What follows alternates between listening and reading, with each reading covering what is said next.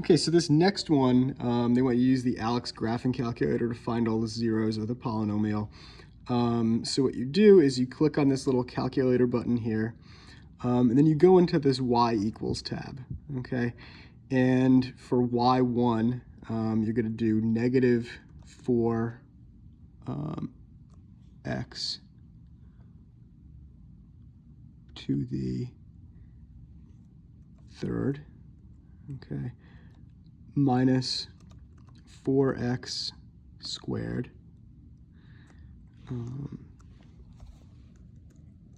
plus 8x, and finally plus 5. Okay, once you've entered the same function that's given to you in your y1, you're going to hit graph, okay, and it'll draw a little graph for you. And as you can see, this is a cubic, so it's going to have at most 3 roots, okay, and you can kind of see the 3 roots here, so there, there, and there. So then you can click on this 0 button, okay, and it's going to ask for a left bound,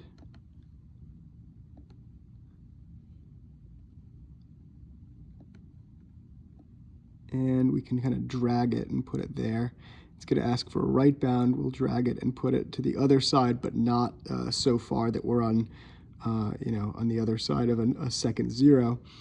And then we'll hit find 0.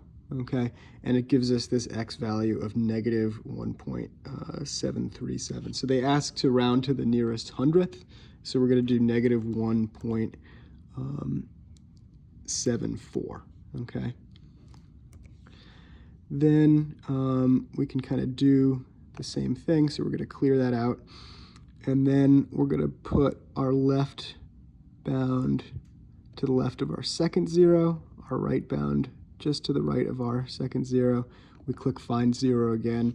This tells us negative 0.556 or negative 0.56 if we round it, so we'll do negative 0.56, okay, or 0.56. Okay, and then we have that third 0. We'll clear that out again, and we'll bring this to the right of what looks like our third 0, or to the left rather, and then to the right of our third 0. We hit find 0, and it tells us it's about 1.29. Okay, so we'll put that in as our third. Always be careful to read, what they tell you to round it to. Sometimes they'll say 10th or 100th or whatever. You can hit OK. We can close our graphing calculator, and we hit check, and it tells us that we're correct. Okay, so that's how you use the graphing calculator to find the zeros.